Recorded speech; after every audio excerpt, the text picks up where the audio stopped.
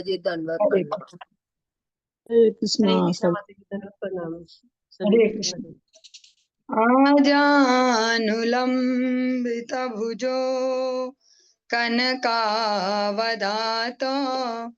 संकीर्तनक पितर कमलायताक्षो विश्वम्भरो द्विजवरो युगधर्मपालो वन्दे जगत्प्रियकरौ करुणावतारो। हे कृष्ण करुणा सिंधो दीनबंधो जगतपते गोपेश गोपिका कांत राधा कांत नमोस्तुते। तप्त कांचन गौरांगी राधे वृंदावनेश्वरी वृषभानुसुते देवी प्रणमामि हरिप्रिये।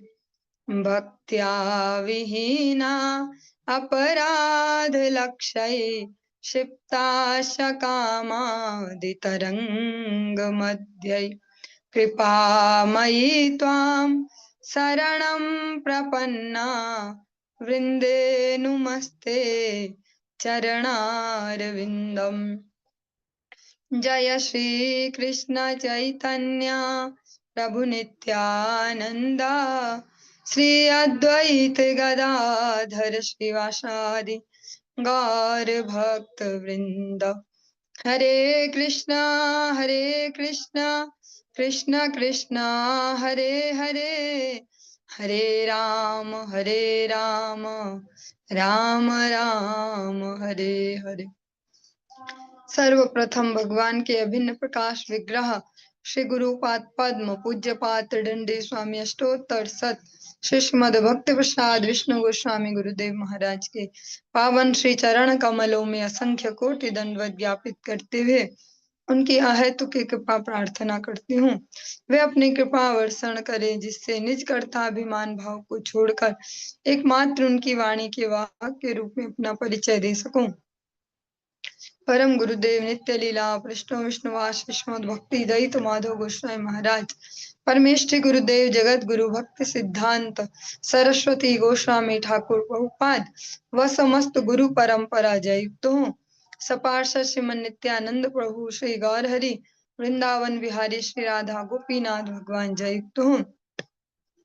वे हम सभी पर अपनी कृपा वर्षण करें जिससे भगवान के पवित्र नाम और हरि गुरु वैष्णव सेवा में हम सभी की रुचि उत्पन्न हो सके। आज हम श्रवण करेंगे ग्रंथ राज श्रीमद् भागवतम के अंतर्गत दसम स्कंद का 30वां 30 नंबर चैप्टर आज हम प्रारंभ करने जा रहे हैं। ओम नमो भगवते वासुदेवाय, ओम नमो भगवते वासुदेवाय, ओम नमो भगवते वासुदेवाय।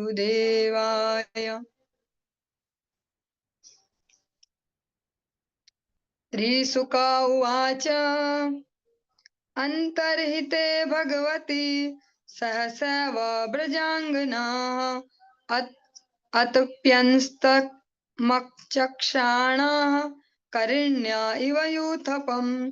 श्रील सुखदेव गोस्वामी ने कहा, जब भगवान श्री कृष्ण इस प्रकार एकाएक अदृश्य हो गए तो गोपियां उन्हें न देख सकने के कारण अत्यंत व्यथित हो उठी। जिस तरह हथिनियों का समूह हाथी से बिछुड़ जाने पर खिन्न हो उठता है। गत्यानुराग स्मित विभ्रमेक्षितैरा मनोरमाला पविहार विभ्रमैः आक्षिप्त चित्ताः प्रमदा रमापतेश तास्ता विचेष्टा जगृहुस्तदात्मिकाः। भगवान श्री कृष्ण का स्मरण करते ही गोपियों के हृदय उनकी चाल ढाल तथा प्रेममयी मुस्कान, उनकी कौतुकपूर्ण चितवन तथा मोहने वाली बातों तथा अपने साथ की जाने वाली अनेकानेक लीलाओं से अभिभूत हो उठे। इस प्रकार रमा के स्वामी भगवान श्री कृष्ण के विचारों में लीन वे गोपियां उनकी दिव्य विविध लीलाओं का अनुकरण करने लगी। गति स्मित प्रेक्षण भाषणादिषु प्रियाः प्रियस्य प्रतिरूढमूर्तयः असावहं त्वित्या बलास्तदात्मिका न्यवेदिषुः कृष्ण विहार विभ्रमाः। चूंकि प्रेम प्रिय गोपियां अपने प्रिय भगवान श्री कृष्ण के विचारों में लीन थी, अतः भगवान श्री कृष्ण गोपियों के शरीर के चलने तथा हंसने के ढंग उनके अतः गोपियां भगवान श्री कृष्ण के शरीर के चलने हंसने के ढंग उनके देखने के ढंग उनकी वाणी तथा उनके अन्य विलक्षण गुणों का अनुकरण करने लगी। उनके चिंतन में गहरी डूबी हुई तथा उनकी लीलाओं का स्मरण करके उन्मत्त हुई गोपियों ने परस्पर घोषित कर दिया कि मैं ही कृष्ण हूँ। भगवान में एक प्रकार से तादात्म्य में स्थापित हो गया। उनका भगवान को इतना स्मरण कर रहे हैं, अभी कोई भी भौतिक विषय चर्चा कुछ भी इस प्रकार से उनके दिमाग में नहीं है। वे पूर्णतः भगवत भावना भावित है, भगवान की लीलाओं का अनुकरण करती हैं। खुद में ही ऐसा विचार आ रहा है जैसे मैं ही कृष्ण हूँ। अलग अलग गोपी इसी प्रकार का भाव रखते हुए कि मैं ही कृष्ण हूँ, कोई अघासुर कोई वकासुर ऐसे ऐसे उनके उद्धार वाली लीलाओं को करती हैं कृष्ण की भांति। गायन्त्या उच्चैर मुमेव सन्हता विचिक्युरुन्मत्त कवदवनाद वनम प्रपच्छु राकाश वदन्तरं बहिर्भूतेषु सन्तः पुरुषं वनस्पतीन्। जोर जोर से भगवान श्री कृष्ण के बारे में गाती हुई गोपियों ने पगलाई स्त्रियों के झुंड के समान उन्हें वृंदावन के पूरे जंगल में खोजा, यहाँ तक कि उन्होंने वृक्षों से भी उन्हें भगवान श्री कृष्ण के विषय में पूछताछ की, जो समस्त उत्पन्न वस्तुओं के अंदर तथा बाहर आकाश की भांति परमात्मा के रूप में उपस्थित हैं। दृष्टो वः कश्चिद् अश्वत्थ लक्षण्यग्रोधनो मनः नन्दसूनुर्गतो हृत्वा प्रेमहासावलोकनैः। गोपियों ने कहा, हे अश्वत्थ वृक्ष, हे प्लक्ष, हे न्यग्रोध, क्या तुमने भगवान श्री कृष्ण को देखा है? वह नंद नंदन अपनी प्रेम भरी मुस्कान तथा चितवन से हमारे चित्त को चुराकर चला गया है। कच्चित् कुरबका शोकनाग उन्नाग चंपकाः रामानुजो मानिनी नामितो दर्पहरस्मितः।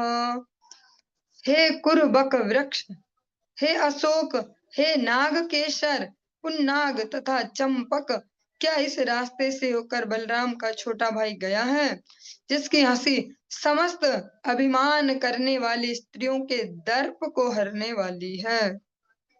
कच्चित् तुलसी कल्याणी गोविंद चरण प्रिये सा त्वालिकुलैर्बिभ्रद् दृष्टस्ते अति प्रियोच्युतः। हे अत्यंत दयालु तुलसी, वृंदावन जो नाम है वह वृंदा जी से, तो जो वृंदा है उनको कहती है हे अत्यंत दयालु तुलसी, तुम्हें तो गोविंद के चरण इतने प्रिय हैं, क्या तुमने अपने आप को पहने में तुलसी को पहने हुए और भारों के झुंड से घिरे हुए उन अच्युत को इधर से जाते हुए देखा है, जिस प्रकार से भगवान श्री रामचंद्र हाँ हे खग हे मृग मधुकर श्रेणी तुम देखी सीता मृग नैनी, इस प्रकार से विलाप करते हुए खग मृग पशु वृक्षों से भी उनका पता पूछते हैं। से ब्रज गोपियां भी वृंदावन के अनेक अनेक वृक्षों से भगवान गोविंद का पता पूछ रही हैं। मालत्यदर्शि वः कचिन्मल्लिके मल्लिके जातियूथिके प्रीतिं वो जनयन् यातः करस्पर्शेन माधवः।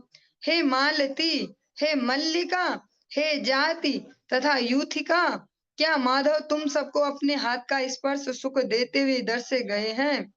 तुलसी जी को पूछने के बाद वो अनेक पुष्पों से पूछती हैं कि क्या बताओ, तुम जो इतना प्रसन्न दिख रही हो, क्या इधर से माधव तुमको स्पर्श करके गए हैं? चूता प्रियालपन शासन को विदारा जम्बवर्क विल्व वकुला आम्र कदम्ब नीपाः ये अन्ये परार्थ भवका यमुनोपकूलाः संसन्तु कृष्ण पदवीं रहितात्मनाम्नः। हे आम्र कुंज, हे प्रियाल, हे पनस, हे आसन तथा कोविदार, हे जम्बु, हे अर्क, हे विल्व, वकुल तथा आम्र, हे कदम्ब तथा नीप एवं यमुना के तट के समीप स्थित अन्य सारे पौधों और वृक्षों, अन्य प्राणियों के उपकार हेतु अपना जीवन अर्पित करने वालों, हम गोपियों के मन चुरा लिए गए हैं, अतः कृपा करके हमें बतलाएं कि भगवान श्री कृष्ण कहाँ गए हैं।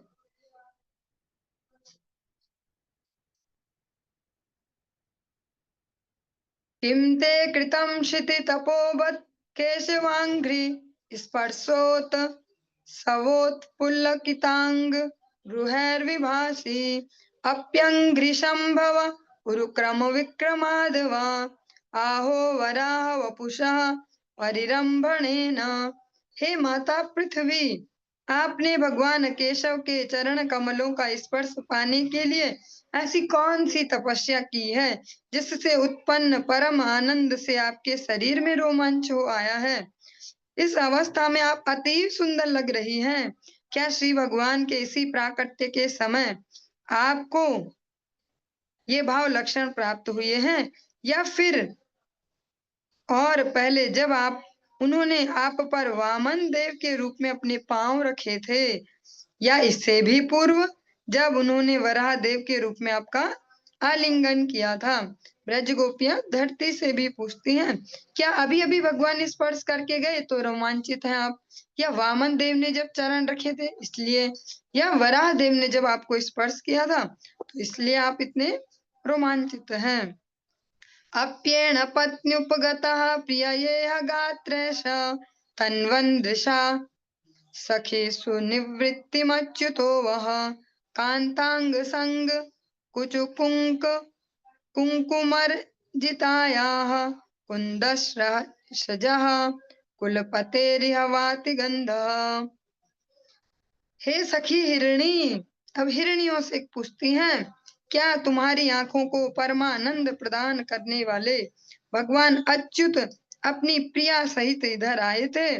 वास्तव में इस ओर कुंद फूलों से बनी उनकी उस माला की महक आ रही है जो उनके द्वारा आलिंगित उनकी प्रिया सखी के स्तन मंडल पर लगे कुमकुम से लेपित थी। ये विशेष सखी का यहाँ पर वर्णन किया गया। ये जो विशिष्ट सखियां श्रीमती राधिका रानी है, श्रीमद् भागवतम में स्पष्ट उनका नाम इस प्रकार से नहीं दिया सुखदेव गोस्वामी जी ने, क्योंकि वे इनके गुरु हैं, अतः वे इस प्रकार से परोक्ष रूप से उनके नामों को अनेक बार लेते हैं कि जो विशिष्ट सखी हैं। बाहुं प्रियांशु उपधाय गृहीत पद्मो रामानुजस्तुलसी कालिकुलैर्मदान्धे अन्वीयमान इह वस्तरवः प्रणामं किं वाभिनन्दति चरण प्रणयावलोकैः। हे वृक्षों, हम देख रही हैं कि तुम झुक रहे हो। क्या जब बलराम के छोटे भाई इधर से गए, जिनके पीछे पीछे गले में सुशोभित तुलसी मंजरी की माला के चारों ओर उन्मत्त भौरे मंडरा रहे थे, तो उन्होंने अपनी स्नेहपूर्ण चितवन से तुम्हारे प्रणाम को स्वीकार किया था। वे अपनी बाह अवश्य ही अपनी प्रिया के कंधे पर रख रहे होंगे और अपने खाली हाथ से कमल का फूल हिला रहे होंगे। पृच्छते मालता बाहुनप्याश्लिष्टा वनस्पतेः नूनं तत्करजस्पृष्टा बिभ्रत्युक्त पुलकान्यहो। चलो इन लताओं से श्री कृष्ण के विषय में पूछा जाए।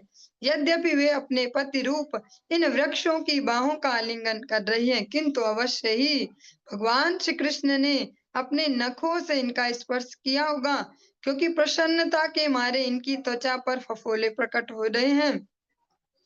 इत्युन्मत्त वचो गोप्या कृष्णान्वेषण कातराः लीला भगवतस्तास्ता यनुचक्रुस तदात्मिका। ये शब्द कहने के बाद श्री कृष्ण को खोजते खोजते किंग कर्तव्य विमूढ़ हुई गोपियां अब उनके विचारों में पूर्णतया लीन होकर उनकी विविध लीलाओं का अनुकरण करने लगी। भगवान की लीलाओं को अभिनय करने लगी। वैसा ही स्वयं को कृष्ण समझकर वैसी लीलाएं करती हैं। कस्याचित् पूतनायान्त्याः कृष्णायन्त्या विभत्स्तनम् तोकयित्वा रुदत्यन्या पदाहं सकटायतीम्। एक गोपी ने पूतना का अभिनय किया जबकि दूसरी बालक श्री कृष्ण बन गई और वह पहली वाली का स्तनपान करने लगी। अन्य गोपी ने शिशु श्री कृष्ण के रोदन का अनुकरण करते हुए उस गोपी पर पाद प्रहार किया जो सकटासुर की भूमिका निभा रही थी। सारी गोपियां भगवान की अलग अलग लीलाओं का अनुकरण करने लगी। दैत्यायित्वा जहारान्यामेको कृष्णार भभाव नाम रिंगयामास काप्यंघ्रि कर्षन्ति होशनिश्वनः। एक गोपी तृणाव्रत बन गई तृणावर्त बन गई और वह दूसरी गोपी को जो बालक श्री कृष्ण बनी थी दूर ले गई, जबकि एक अन्य गोपी रेंगने लगी जिससे उसके पांव घसीटते समय उसकी पायल है वो बजने लगी।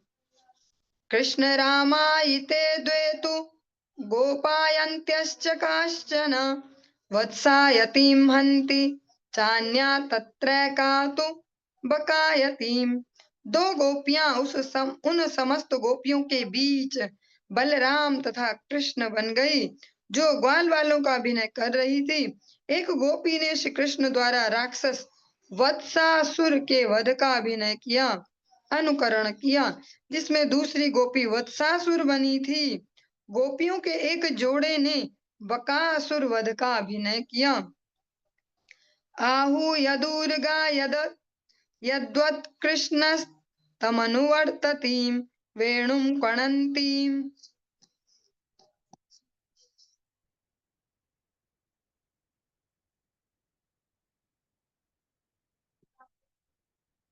वेणुं क्वणन्तीं क्रीडन्ति मन्याः संसन्ति साध्विति। जब एक गोपी ने पूरी तरह अनुकरण कर दिखाया कि श्री कृष्ण किस तरह दूर विचरण करती गायों को बुलाते थे, वे किस तरह बंसी बजाते थे और वे किस तरह विभिन्न खेलों में संलग्न रहते थे, तो अन्य लोगों ने जो अन्य ब्रज गोपियां हैं उन्होंने अति उत्तम चिल्लाकर बधाई दी। जो हम प्रसंग श्रवण कर रहे हैं अत्यंत ही संवेदनशील है, इसीलिए इसका ज्यादा विस्तार कभी किया नहीं जाता है और विशिष्टतया जो शुद्ध भक्त श्रेणी के भक्त हैं वे इनके वास्तविक तात्पर्यों को समझ सकते हैं। हम अगर प्रयास भी करेंगे समझने का तो अपने जड़ अनुभव के आधार पर ही करेंगे। जो अभी तक हमने कोई भी स्त्री पुरुष संबंधों को जिस प्रकार से देखा हो, चाहे टेलीविजन के माध्यम से या समाज में जैसे भी, बस इनको सेंसिटिविटी के साथ संवेदनशीलता के साथ श्रवण कर सकते हैं। इनमें बुद्धि लगाने का तनिक भी प्रयास ना किया जाए। कस्याचितस्त्वभुजं न्यस्य चलन्त्या हा पराननु कृष्णो अहं पश्यद्गतिं ललितामिति तन्मनाः। एक अन्य गोपी अपने मन को भगवान श्री कृष्ण में स्थिर किए अपनी बाहों को दूसरी सखी के कंधे पर टिकाए चलने लगी और बोली, मैं श्री कृष्ण हूँ, जरा देखो तो मैं कितनी शान से चल रही हूँ। मा भैष्टवात वर्षाभ्याम तत्राणं विहितं मया इत्युक्त्वैकेन हस्तेन यतन्त्युन्नि दधे अंबरम। एक गोपी ने कहा, आंधी वर्षा से मत डरो, मैं तुम्हारी रक्षा करूंगी। यह कहकर उसने अपना दुपट्टा अपने सिर के ऊपर उठा लिया। जो भगवान का गिरिराज धरण की लीला उसका अनुकरण करने लगी। भगवान में इतना तादात्म्य है उनका, हम अपनी जड़ बुद्धियों से इन स्थितियों को समझ नहीं पाएंगे। आरुह्य का पदाक्रम्य शिरस्याः परां नृप दुष्टा हे गच्छ जातो हम खलानाम ननु दंडकृत। श्रील सुखदेव गोस्वामी ने कहा, हे राजन, एक गोपी दूसरी गोपी के कंधे पर चढ़ गई और अपना पांव एक अन्य गोपी के सिर पर रखती हुई बोली, रे दुष्ट सर्प, यहाँ से चले जाओ। तुम जान लो कि मैंने इस जगत में दुष्टों को दंड देने के लिए ही जन्म लिया है।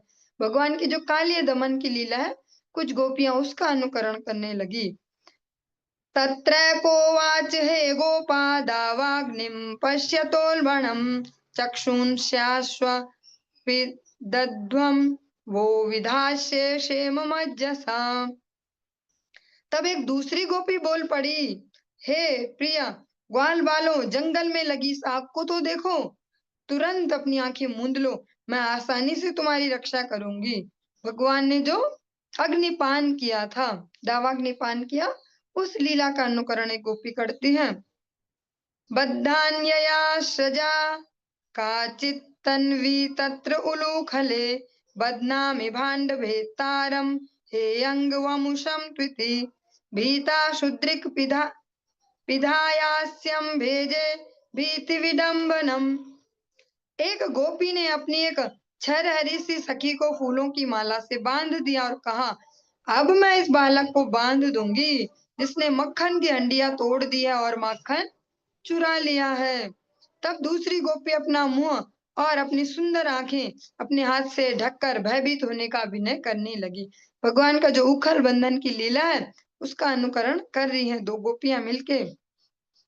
एवं कृष्णं पृच्छमाना वृंदावनलतास्तरून् व्यचक्षत वनोद्देशे पदानि परमात्मनः। जब गोपियां इस तरह भगवान श्री कृष्ण की लीलाओं का अभिनय कर रही थी और वृंदावन की लताओं तथा वृक्षों से पूछ रही थी कि भगवान श्री कृष्ण कहाँ हो सकते हैं, तो उन्हें जंगल के कोने में उनके पद चिन्ह दिख गए। पदानि व्यक्तमेतानि नन्दसूनोर्महात्मनः लक्ष्यन्ते हि ध्वजाम्भोज वज्रांकुश यवादिभिः। गोपियों ने कहा, इन पद चिन्हों में ध्वजा, कमल, वज्र, अंकुश, जौ की बाली इत्यादि के चिन्ह स्पष्ट बतलाते हैं कि ये नंद महाराज के पुत्र उसी महान आत्मा के हैं जो श्री कृष्ण हैं। तैस्तैः पदैस् तत्पदवीमन्विच्छन्त्यो अग्रतो अबलाः बद्ध्वाः पदैः सुपृक्तानि विलोक्यार्ताः सम्ब्रुवन। गोपियां भगवान श्री कृष्ण के अनेक पद चिन्हों से प्रदर्शित उनके मार्ग का अनुगमन करने लगी, किंतु जब उन्होंने देखा कि ये चिन्ह उनकी प्रिया के चरण चिन्हों से मिलजुल गए हैं, तो वह व्याकुल हो उठी और इस प्रकार कहने लगी। जो श्रीमती राधिका रानी के चरण चिन्ह भी उन चरणों के साथ सम्मिलित देखे, तो इस प्रकार से ब्रज गोपियां कहती हैं, कस्या पदानि चैतानि याताया नंदसूनुना अंसन्यस्त प्रकोष्ठायाः करेणुः करिणा यथा। गोपियों ने कहा, यहाँ पर हमें किसी गोपी के चरण चिन्ह दिख रहे हैं जो अवश्य ही नंद महाराज के पुत्र के साथ साथ चल रही होगी। उन्होंने उसके कंधे पर अपना हाथ उसी तरह रखा होगा जिस तरह एक हाथी अपनी सूंड अपनी सहगामिनी हथिनी के कंधे पर रख देता है। अन्याराधितो नूनम भगवान हरिरीश्वरः यन्नो विहाय गोविंद प्रीतो याम नयद्रः। जिन भी भक्तों ने अधिकतर जो श्रीमद् भागवतम पारायण श्रवण करते हैं, ये वाला श्लोक सुना सुना प्रतीत हो सकता है। इस विशिष्ट गोपी ने निश्चित ही सर्वशक्तिमान भगवान गोविंद की पूर्ण रूप से पूजा की होगी, क्योंकि वे उससे इतने प्रसन्न हो गए कि उन्होंने हम सबको छोड़ दिया और उसे एकांत स्थान में ले आए। धन्या अहो अमी आल्यो गोविंदाग्रयब्जरेण वः यान ब्रह्मेश्वरमादेवी दधुर्मूर्धन्य घनुत्तये। हे बालाओं, श्री गोविंद के चरणों की धूल इतनी पवित्र है कि ब्रह्मा जी, शिव जी तथा रमा देवी जो लक्ष्मी जी हैं, रमा देवी भी अपने पापों को दूर करने के लिए उस धूल को अपने सिरों पर धारण करते हैं। ये ब्रज गोपियां अपने भावों को इस प्रकार से प्रकट कर रहे हैं। तस्या मुनिनः शोभं कुर्वन्त्युच्चैः पदानि यत् यैकापहृत्य गोपीनां रहो भुक्ते अच्युताधरम् न लक्ष्यन्ते पदान्यत्र तस्या नूनं तृणाङ्कुरः खिद्यत्य सुजाताङ्घ्रित् लामुन्निन्ये प्रेयसीं प्रियः। उस विशिष्ट गोपी के ये चरण चिन्ह हमें अत्यधिक विचलित कर रहे हैं। समस्त गोपियों में से केवल वही एकांत स्थान में ले जाई गई जहां वह श्री कृष्ण के अधरों का पान कर रही है। देखो ना, हमें यहाँ पर उसके पद चिन्ह नहीं दिख रहे हैं। स्पष्ट है कि घास और कुश उसके पांव के कोमल तलुओं को कष्ट पहुंचा रहे होंगे, अतः श्री कृष्ण ने उन्हें उठा लिया होगा। इमान्यधिकमग्नानि पदानि बहतो वधूम गोप्यः पश्यत् कृष्णस्य भाराक्रान्तस्य कामिनः अत्रावरोपिता कान्ता पुष्पहेतोर्महात्मना। मेरी प्यारी गोपियों, जरा देखो ना, ये आपस में वार्तालाप चल रहा है। वो जो समस्त गोपियां हैं उनका जरा देखो ना, किस तरह इस स्थान पर भगवान श्री कृष्ण के पद चिन्ह पृथ्वी में गहरे धसे हुए हैं। अपनी प्रिया के भार को वहन करना अवश्य ही उनके लिए कठिन हो रहा होगा। और यहाँ पर तो उस चतुर छोरे ने कुछ फूल चुनने के लिए उससे नीचे रख दिया होगा। अत्र प्रसूना वचया प्रियार्थे प्रेयसा कृतः प्रपदाक्रमण एते पश्यता सकले पदे। जरा देखो ना, किस तरह प्रिय श्री कृष्ण ने यहाँ पर अपनी प्रिया के लिए फूल चुने हैं।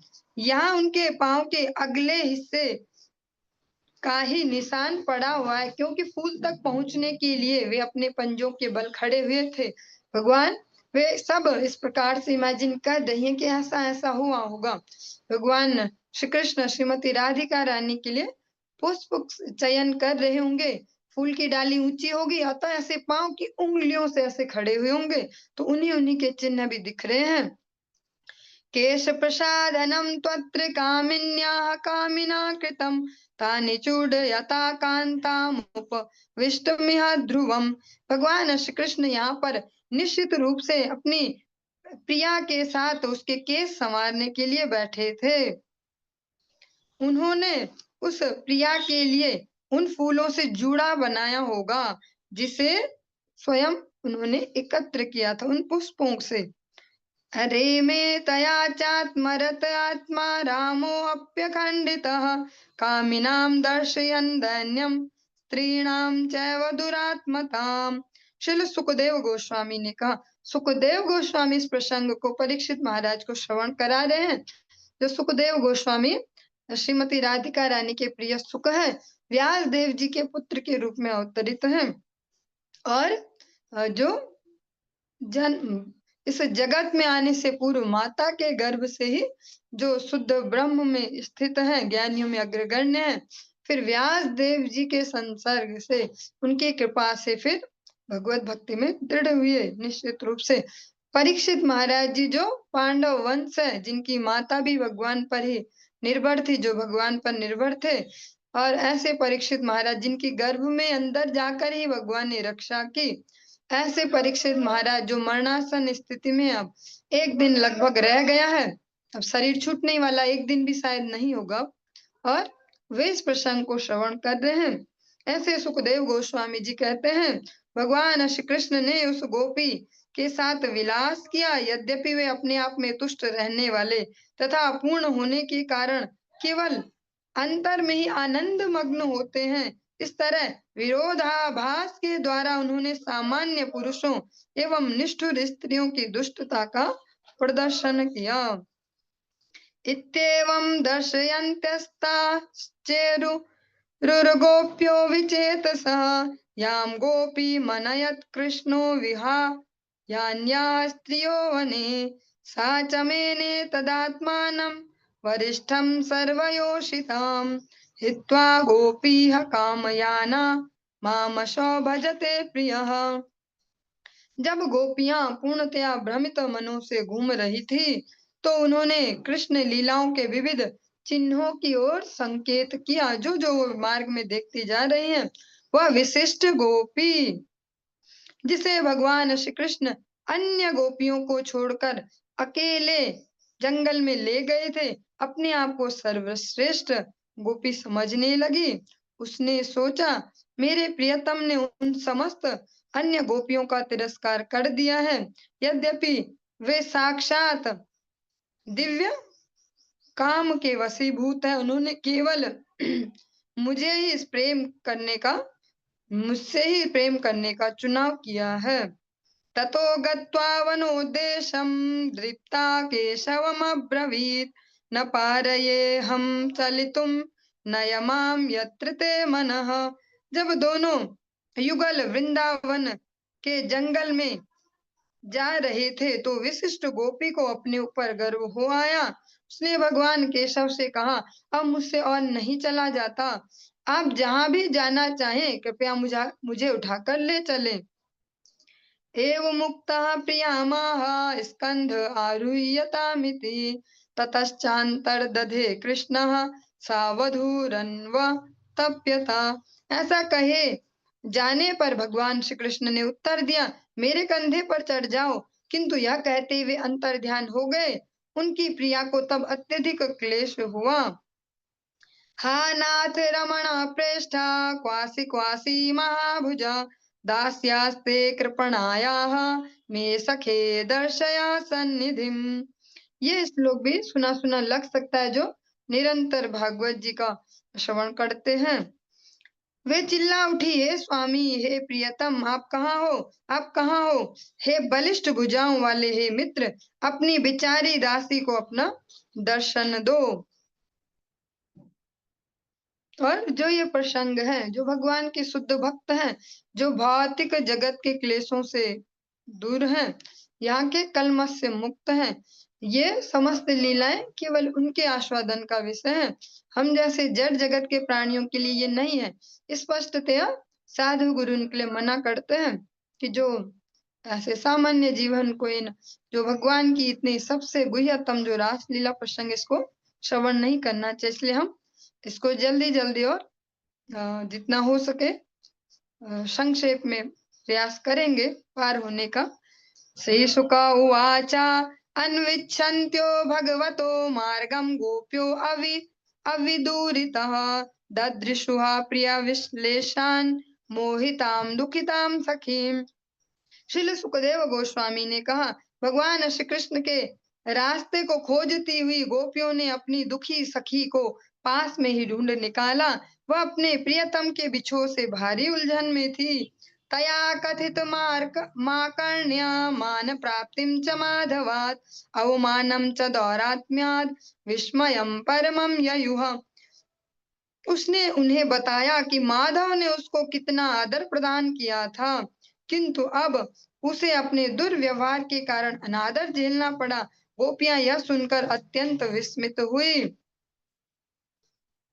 जो ये प्रसंग है, इसका जो गूढ़ रहस्य है, इस प्रकार से गुरुजन कहते हैं, जो गुरु वर्ग हो चुके हैं और गुरुदेव भी हैं, इस प्रकार से कहते हैं कि जब गोपियों में, राधा रानी में कभी अभिमान नहीं आता है। अभिमान होने के लिए तो हमें अलग से कुछ होना पड़ेगा ना, मतलब भगवान और उनमें भेद होना चाहिए, तब उनमें अभिमान आएगा। भगवान और उनकी आह्लादनी शक्ति में कोई भेद नहीं है कि उनमें अभिमान आया।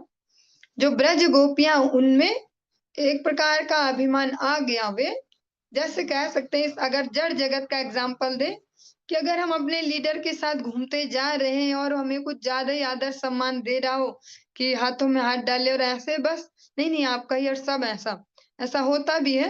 जब हम अपने से श्रेष्ठ जनों का ज्यादा संग कर लेते हैं तो अपराध भी बनते हैं, क्योंकि हम उनमें सामान्य बुद्धि करने लगते हैं। फिर गुरुदेव के साथ ज्यादातर रहने लगे तो या तो उस जीव का कल्याण ही हो जाता है या तो अधोगति को ही प्राप्त हो जाता है, अगर सही दिशा निर्देश में न चले, क्योंकि उनमें मर्त्य बुद्धि हो जाएगी। ऐसी ब्रज गोपियां राधा रानी के साथ हैं। भगवान श्री कृष्ण ने जो रास मंडल में उन्हें स्थान दिया, सभी उनको भी अपने जैसी समझ रहे कि भाई हमें भी तो ऐसे ही, बस एक जैसे ही हो गए। भगवान श्रीमती राधिका रानी के वैशिष्ट्य को स्थापित करने के लिए उन्हें लेकर गए और फिर जो राधिका रानी है वे सामान्य नारी नहीं है, वे ऐसी जड़ जगत की कोई भौतिक शरीर वाली नारी नहीं है। वे भगवान की कह सकते हैं सर्वश्रेष्ठा भक्त हैं, जो अन्य जगत जीवों को भक्ति की शिक्षा देती हैं। तो वे उनके प्रति दयालु ही, भगवान ऐसे नहीं है। भगवान विचार करते हैं, पात्रता अपात्रता भगवान ठीक से चलते हैं, जैसे सिद्धांतवादी जैसे होते हैं, ऐसा सही तो सही, गलत तो गलत। लेकिन राधा रानी है भाव प्रधाना।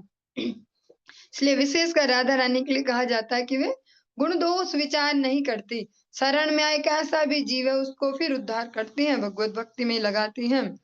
भगवान श्री कृष्ण कंस का उद्धार करते हैं, एक मुक्का मारा काम तमाम, ऐसी उस पर कृपा करते हैं।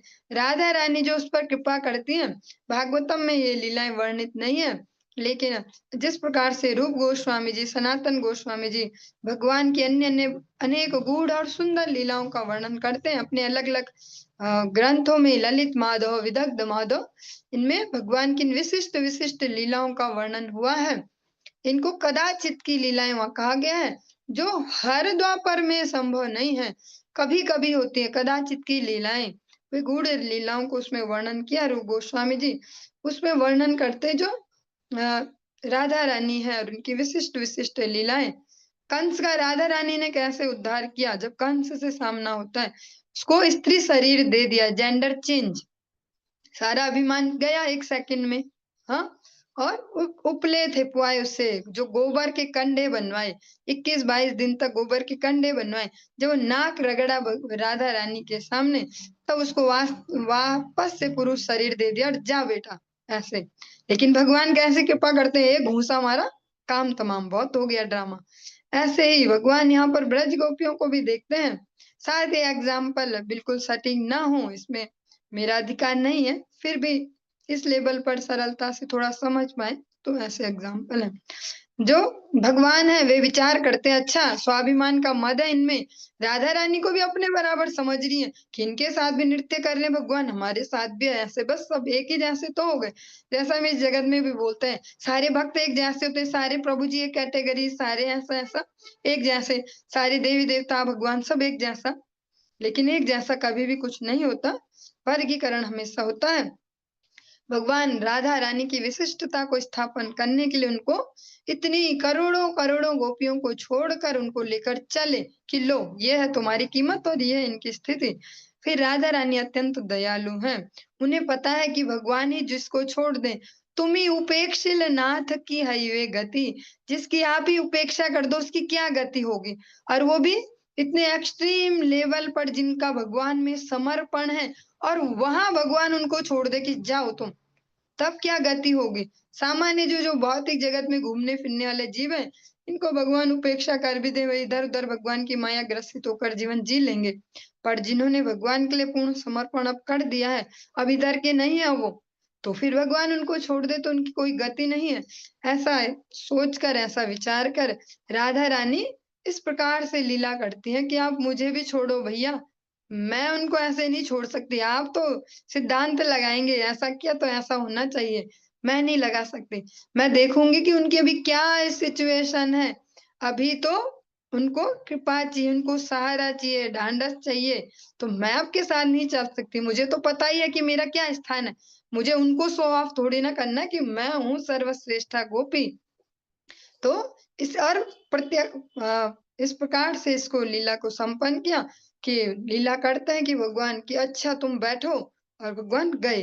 राधा रानी फिर ब्रज गोपियों की स्थिति का विचार करके उन पे कृपा करने के लिए वहीं रुक गई कि अब मैं इससे आगे नहीं चल सकती। अब वो ब्रज गोपियां राधा रानी तक पहुंची, उनको देखकर अब वो जो मन में जो कलमश थोड़ा भी रहा होगा, वो स्वाभिमान वाला कि देखो भैया, हाँ पहले तो था हम सब बराबर ही तो हैं क्या, ये भी प्रभु जी ये भी प्रभु जी, जैसा इस जगत में हम करते हैं। ये हर बार ये वाला लाइन इसलिए बोली जाती है, ये वाली, क्योंकि विचार करना होगा वैष्णव की कैटेगरीज और हमें किस प्रकार से आगे बढ़ना है, वो बहुत सूक्ष्म सा विषय हो जाता है। अब वो जो ब्रज गोपियां जब राधा रानी को भी देख लेते हैं इस प्रकार से, तो वो कलमश भी धुल गया कि अरे इस गोपी को भी छोड़ गए वो तो ऐसे ही। ततो अविशन्वनं चन्द्र ज्योत्स्नायावद्विभाव्यते तमः प्रविष्टमालक्ष्य ततो निवृतुः स्त्रियः।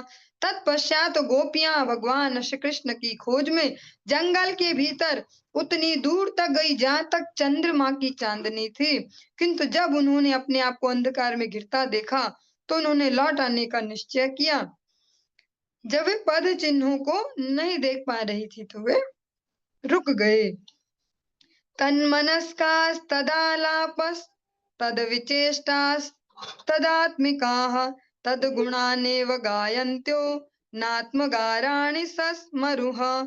उन सब के मन उनके उनके में श्री कृष्ण के विचारों में लीन होने से वे उन्हीं के विषय में बातें करने लगी, उन्हीं की लीलाओं का अनुकरण करने लगी और अपने आप को उनकी स्थिति से उपस्थिति से पूरी अनुभव करने लगी। वे अपने घरों को पूरी तरह भूल गई तथा भगवान श्री कृष्ण के दिव्य गुणों को का जोर जोर से गुणगान करने लगी। जो भौतिक स्थिति से ऊपर उठी है तभी भगवान की इस प्रकार की लीला में प्रवेश मिला, जहाँ भगवान के जो निज जन है ब्रह्मा जी शिव जी उनको भी प्रवेश नहीं है। वहां जिन ब्रज गोपियों को मिला तो वो सामान्य स्त्रियां नहीं है कि वे किसी और पर पुरुष से संबंध स्थापित करने घर बार छोड़ के चली गई ऐसे बेशरम होके। वो ब्रज गोपियां हैं जो ब्रह्मा जी को दुर्लभ है स्थिति, शिव जी को दुर्लभ है स्थिति, लक्ष्मी जी को दुर्लभ है जो स्थिति उसको जो प्राप्त करती हैं, वे अब भगवान के इस विरह से इतना पूरित हैं, विशेष रूप से रह रही हैं भगवान में, तो अभावग्रस्त नहीं है वे। हमारे इस जड़ जगत में जब दुख आते तो अभावग्रस्त होते हैं, सोचते कैसे इसको फुलफिल किया जाए।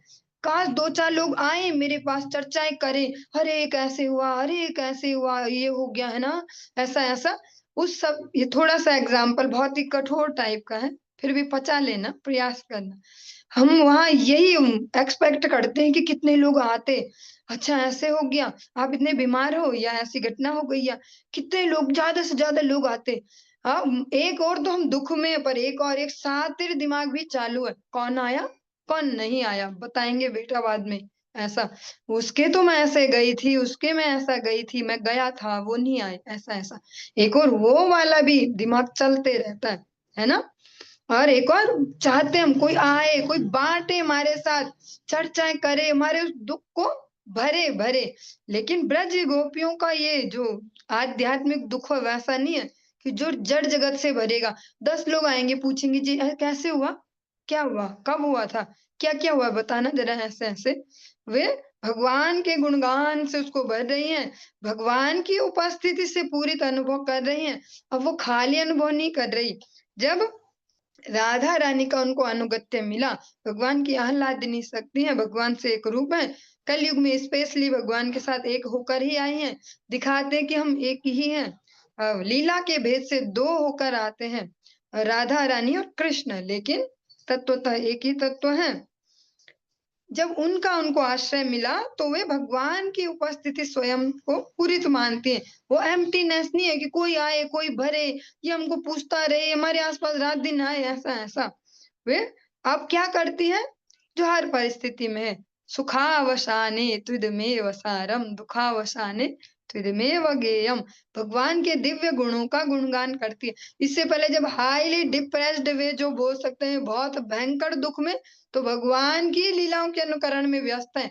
अब वो वैसे डिप्रेस्ड नहीं है कि लोग पूछे क्या हो गया, सुन्न हो गया दिमाग, ऐसे डॉक्टर पे ले जाओ, तब भी भगवान के स्पिरिचुअली कह सकते हैं, इसको बोलते हैं नित्य लीला पुरुष श्री भक्ति वेदांत स्वामी महाराज जी के शब्दों में स्पिरिचुअल एंजाइटी, वो इस लेवल पर है।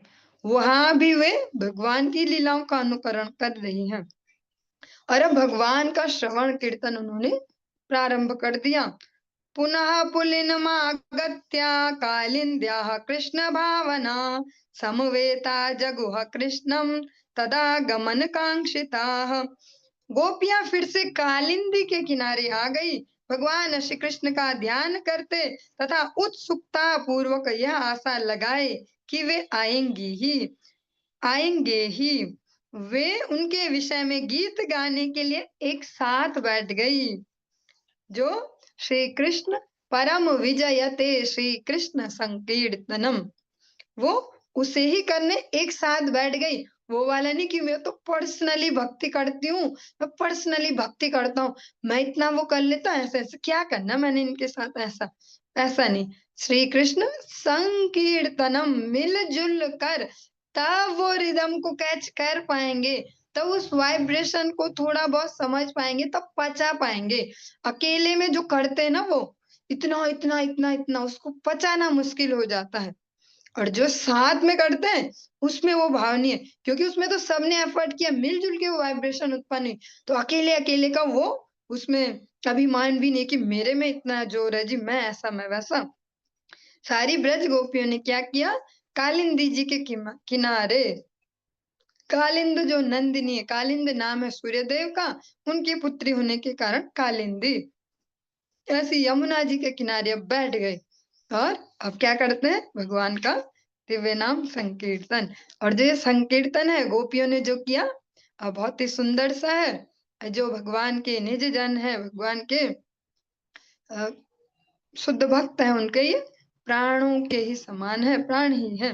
गोप्या ऊचु जयति तेधिकम जन्मना ब्रजा शयात इंदिरा सस्वदत्रहि दयिता दृश्यताम् दीक्षुतावकाश त्वयि धृता सवास त्वां विचिन्वते। गोपियां गाती हैं भगवान के लिए, भगवान को गाना बहुत पसंद है, कोई उनके लिए गाए भगवान की महिमा को। और ये सबसे सरल माध्यम भी है। जब हमारे जीवन में कोई प्रतिकूल परिस्थिति आए, कोई बहुत बड़ी अनुकूलता आ जाए हाई लेवल की, जिसको पचाना मुश्किल हो, उस समय गा के वो एनर्जी रिलीज कर सकते हैं जो एक्सेस है, तो फिर नॉर्मल रहेंगे। ब्रज गोपियां कहती हैं, इस गीत को कहते हैं गोपी गीत। गोपियों ने इसको गाया तो इस गीत का नाम है गोपी गीत। गोपियां कहती हैं, हे प्रियतम, ब्रज भूमि में आपका जन्म होने से ही यह भूमि अत्यधिक महिमावान हो गई है, और इसीलिए इंदिरा जो लक्ष्मी जी हैं, यह सदैव निवास करती हैं। केवल आपके लिए ही हम आपकी भक्त दासियां अपना जीवन पालन कर रही हैं। हम आपको सर्वत्र ढूंढ रही हैं, अतः कृपा करके हमें अपना दर्शन दीजिए। भगवान का जहाँ नाम संकीर्तन होता है, जहाँ भगवान की उपस्थिति होती है, वहाँ कोई भी अभाव नहीं रह सकता। भगवान के जो भक्ति करते हैं ईमानदारी से, वे अभावग्रस्त नहीं होते कभी भी। अभावग्रस्त तो वे भी हो सकते हैं जिन पे बहुत सारी भौतिक सुख सुविधाएं हैं, वे भी अभावग्रस्त रहते हैं कि काश कोई मुझसे बांटता, कोई प्रेम बांटता, कोई भावनाएं बांटता, कोई मुझे पूछता, मुझे पूछ लगाता, ऐसे ऐसे अलग अलग भाव से। तो भौतिक संपदा कोई संपन्नता का प्रतीक नहीं है, उसमें भी अभाव हो सकता है यदि भगवान हमारे जीवन में नहीं है। पर जहाँ भगवान की उपस्थिति है, भगवान के नाम की उपस्थिति, वहां कभी भी अभाव नहीं रह सकता। ब्रज गोपियां पहले इस श्लोक में क्लियर कर देती हैं कि आपके इस ब्रज में आने से जो लक्ष्मी जी हैं, इंदिरा हैं, सर्वत्र लोटपोट खा रही हैं, इधर उधर बिखरी पड़ी हैं, कोई उनको पूछ नहीं रहा है। हाँ, कोई नहीं पूछ रहा, सब राधा रानी को ही पूछ रहे, लक्ष्मी जी को कोई नहीं पूछता ब्रज में। अभी भी ऐसा ही है। जो भगवान के जन होते हैं वे राधा रानी के ही दासत्व में, उनके अनुगत्य में भगवत स्तुति भगवत कृपा लेते हैं। ब्रज गोपियां कहती हैं कि आपके ही लिए हमने अभी प्राणों को धारण किया है, वरना कुछ ऐसा बचा नहीं है कि हम इस शरीर को धारण करें, और आपके लिए ही हमने इस जीवन को हम पालन कर रही हैं। हम आपको ढूंढ रही हैं, कृपा करके आप हमें दर्शन दीजिए। सरदुदासये साधु जात सत सरसिजोदरा श्रीमुषादृशा सुरातानाथ ते अशुल्क दासिका वरदनिघ्नतो नेह किं वधा।